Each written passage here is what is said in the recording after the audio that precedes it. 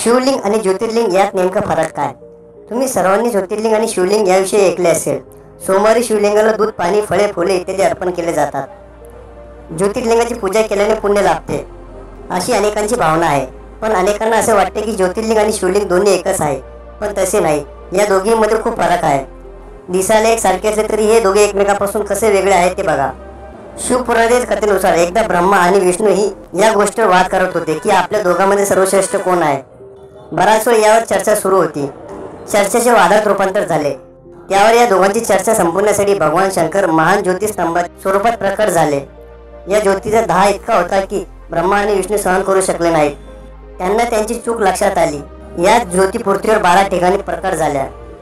यालाच 12 ज्योतिर्लिंग म्हटले जाते. नेमका फरक काय? लिंगाचा अर्थ आहे प्रतीक, म्हणजे शंकराचे ज्योती रूपाने प्रकट होणे आणि सृष्टीचे निर्माण करणे होय. ज्योतिर्लिंग हे स्वयंभू असून ते स्वतः प्रकट झालेले आहेत. तर शिवलिंग हे मनुष्याकडून स्थापन केलेले आहे. स्वयंभू अशा दोन्ही रूपात असू शकतात. हिंदू धर्मग्रंथामध्ये भगवान शंकराच्या 12 ज्योतिर्लिंगाचा उल्लेख असल्याचे दिसून येते.